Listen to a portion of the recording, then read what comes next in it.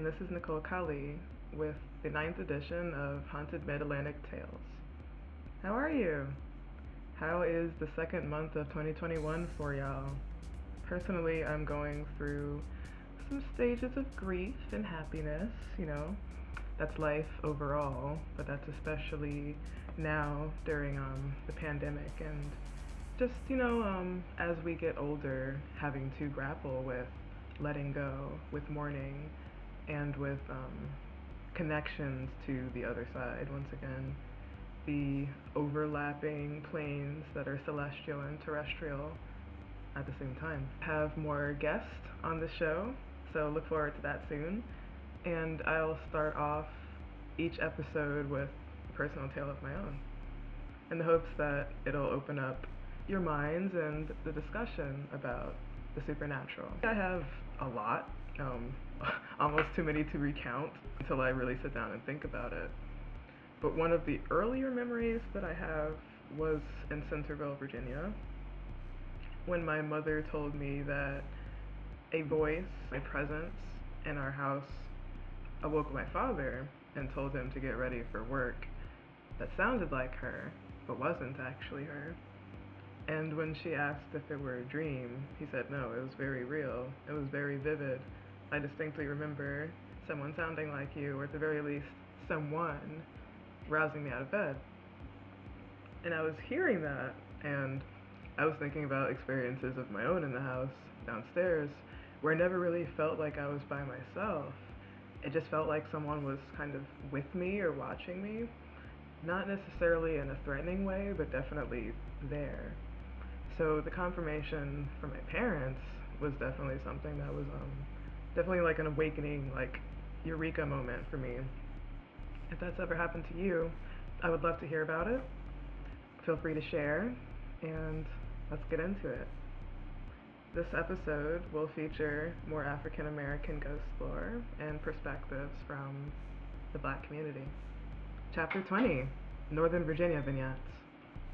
The Power of Fright. Author's note: that fear of the paranormal can at times cause someone to exhibit superhuman strength is dramatically illustrated in an event recorded a few years ago by a television cameraman at a site just north of the Potomac River in southern Maryland. It's an extraordinary case. In October 1988, I was videotaping a public service announcement at one of the oldest cemeteries in Maryland. We were using a baby crane, a device that allows the camera to rise and lower for a shot. Love it! It's so dramatic and well done. It weighs a little under a ton. It's an important fact to remember. When the shoot was over, we packed up.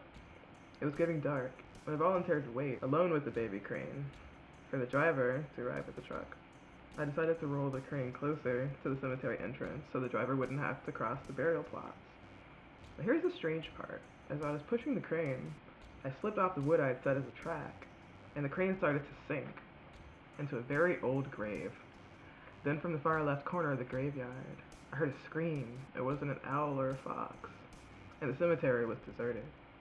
I froze, trying to keep the crane from sinking further, trying to keep me from sinking further. And the scream repeated, and it seemed to be closer. Though in the distance, or the darkness, I couldn't see or hear anything. I don't know how, and I'm not a large guy myself, but at that moment I physically lifted the crane and placed it back onto the wood, and within seconds pushed it up the hill to the entrance. The driver pulled up and asked what was wrong. I told him what had happened, showed him the grave and the indentations, and he just couldn't get it. He didn't understand how I'd done it. It normally took a winch and a ready lift to get the crane into the truck. I guess adrenaline plus the threat of the supernatural creates a very potent mix.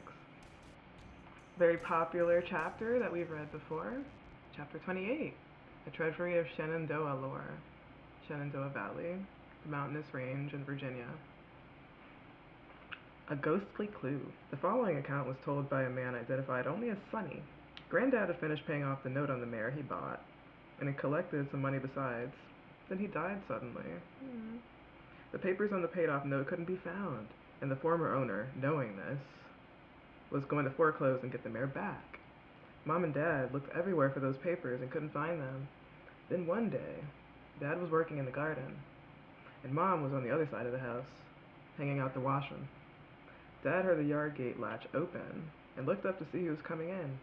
He saw his dad, Granddad, coming towards him. He started to run, but his father called out to him not to, that he wasn't going to hurt him. His father told him he'd come back to tell him where the papers were hidden, because he knew that he couldn't find them. He told him to go into a certain room in the house, reach up into the fireplace chimney, count so many stones up and so many over, then he'd find a wedge-shaped stone. Pull it out, and the papers he thought would be behind it. Dad then asked Granddad where the money was hidden, but then Mom, hearing Dad talking to someone, came around the corner of the house to see who it was. She couldn't see anyone but Dad. As he approached, the old man disappeared. Dad said to her, "Come on, I know where those papers are now." And they found them just where Granddad's ghost said they'd be. But they never found the money. Black History Month, Chapter 80, A Treasury of African American Ghost Lore. The Haunted Trees. A young girl interviewed in Albemarle County in 1936. I was going through a piece of pines one night. I was tired and threw myself down on a path by the tree. So this night I heard a stamping on the ground, just as though there were a horse right by the tree. So I advanced a little more. I didn't only stamp and go like a horse as it followed me, but it seemed as though there were a quick flash around the tree too, and it seemed as though it jarred the ground. So I stopped. By and by, I started again, the same noise. So then I got out of there pretty quick. My hair was standing straight up. It was real. I didn't see anything, and I went to the nearest house that I could get to. I told the old man about it. He said, "Now don't you know that place is haunted?" I said, "No, I didn't know." So I stayed there all night. Author's note. In the book, Ye Kingdom of Accomac and the Eastern Shore of Virginia in the 17th Century, published in 1911, author Jennings Cropper Wise tells of another haunted tree. Over a century ago, Commodore Hallett brought a number of mahogany slips from Central America to the Eastern Shore and set them out of the yard of his home. One of these slips survived and is now a tree above 3 feet in diameter. The Girl Who Could See Ghosts. Hampton, Virginia. I saw a ghost one night. I was going up Rip Rap Road. A big mulberry tree was on a ditch bank. When I got right the opposite of the tree, a man came out from under the tree. I didn't see no man when I was going up to the tree, but when I got there, he walked right out on this side, and he said to me, "Where are you going?" I said, "I'm going home." He had on a brand new pair of shoes, a brand new broadcloth suit, hard bosom white shirt, and a black high top hat. I and him walked on. When I got to the spring, I said to him, "I'm going to turn onto Spring Street." He said, "I'm going this way," and tipped his hat and said, "Good evening." I went to the fence and called to the woman that lived there. She came to the door and said, "Who are you talking to?" I said, "I was talking to a man." She said, "Where is he now?" I said, "He's gone up the road." And in the meantime, he turns around and comes back, and when he gets into sight for her to see him, I said to her, "There's the man now." She said, "I don't see nobody. Where is he going?" I said, "He's going right back to the tree." And so when he got to the tree, that's when he disappeared. Then I said, "Oh, I've been talking to a ghost." And I commenced to running, and I ran until I got home and fell in the door. And Mama said, "What in the world is the matter with you?" I said, "Mom, I've been talking to a ghost." And she said, "You're always out seeing ghosts." Chapter 86, A Sampling of Spectral Snippets. Sightings of a figure sitting in the bridal room of Old Post Chapel in Fort Myer have been made by a number of witnesses. Curiously, the bridal room was once a mourning room for grieving families. There have been numerous accounts of a sighting of an imprisoned man who walks through the walls of the city jail in Norfolk. The Lazy Susan Dinner Theater in Woodbridge has a spirit that rearranges chairs and places settings in the dining room. A presence is sometimes felt, and unexplained lights are seen moving backstage. Haven't been in town for a long time, haven't been around, and they enjoyed it down here. And when they come back to Baltimore, they come here. So it could be somebody that lived here for a while and went away, and when they died, they just had to come back.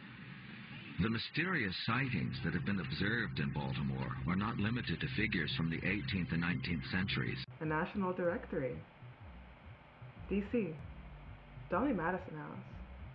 Dolley Madison, the wife of the fourth president, James Madison, spent her last days at this house. On moonlit nights, her ghost is seen rocking in a rocking chair in the porch.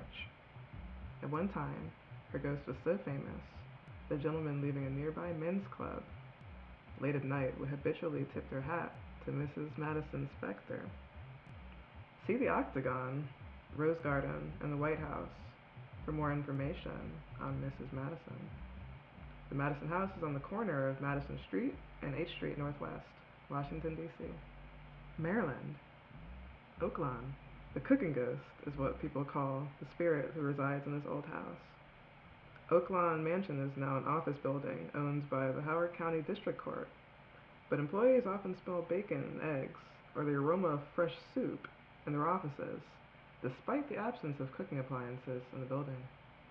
In the 1970s, a rocking chair in one man's office became notorious for rocking on its own, and once, a dense fog materialized in the stairwell.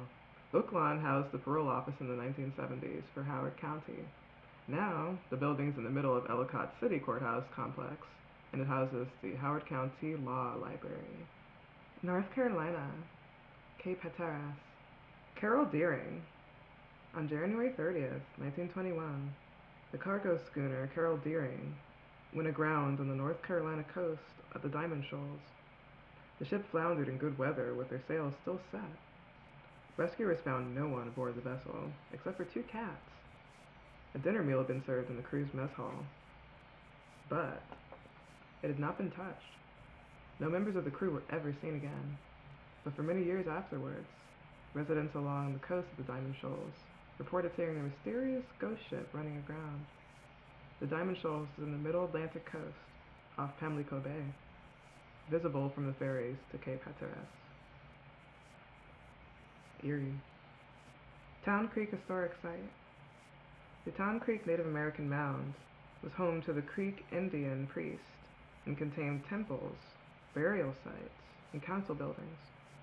The purification rites practiced here at the site included extended fasting, ketosis, meditation, and more. The reconstructed thatch roof main temple sits atop an earthen pyramid where the community's soul was believed to live. The historic site is located near Mount Gilead off Highway 73 on Highway 3. For more information, you can look up the Town Creek Historical Site. New Jersey, Cape May, the Cape May Historical Museum. Employees and visitors at this county museum have reported encountering the apparition of a man or hearing his deep voice. This museum was housed in a 1700s wood frame house built by John Holmes, the presumed ghost. Cape May is at the extreme southern tip of New Jersey, at the end of the Garden State Parkway. New York City, Janus Playhouse.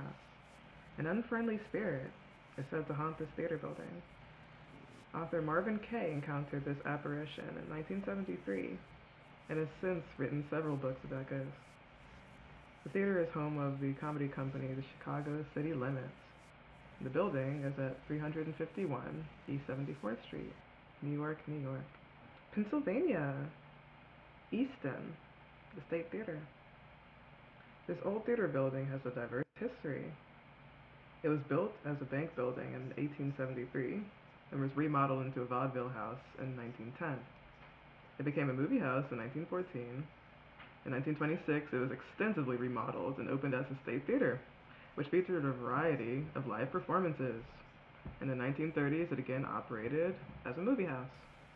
In the 60s, it was a porno parlor.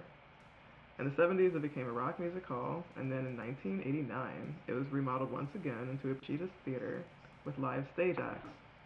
Along the way, the theater gained a ghost, the spirit of Fred Osterstock, who managed the building from 1926 to 1956. It is encountered by patrons, actors, janitors, even board members. The theatrical company officially dedicated the building to Fred and his ghost when the theater reopened in 1989. The State Theater for the Arts is on North Hampton Street, Easton, Pennsylvania. Poconos, the Skytop Lodge. The Indian Ladder Falls near this lodge are said to be haunted by the spirits of Native Americans who escaped their white oppressors by climbing the falls in the 1700s. The inn is near the Buck Hill Falls off of Highway 390.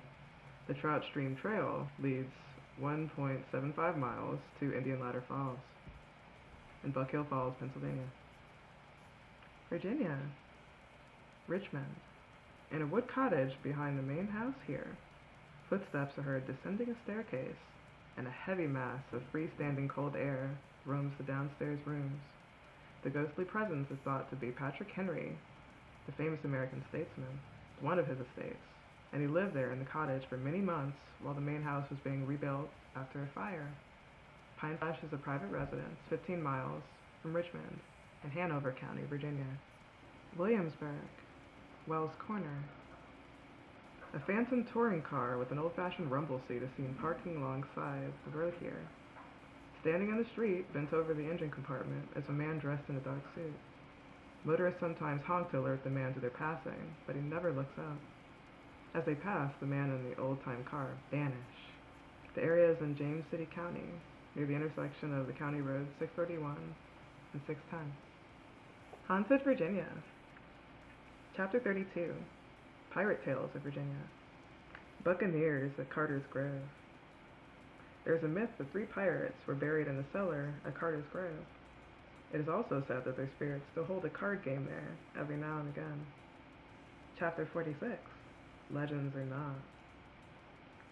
How Manassas got its name.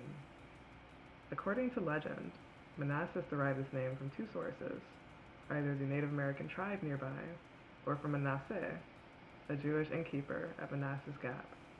Manassas originated in 1852 at the junction of 2 railroads, which linked northern Virginia and Washington, D.C., with the Shenandoah Valley in Richmond. The junction's strategic importance led to the battles of the First and Second Manassas, Bull Run, during the Civil War. And since 1892, Manassas was rebuilt, and it became a city officially in 1975, though it remained a small town for most of the 20th century. Haunted Mid-Atlantic Tales, Volume 9. I thoroughly enjoyed this version of Haunted Mid-Atlantic Tales, and we'll be seeing each other soon. Catch you on the flip side. Take care, and stay open-minded. Stay safe.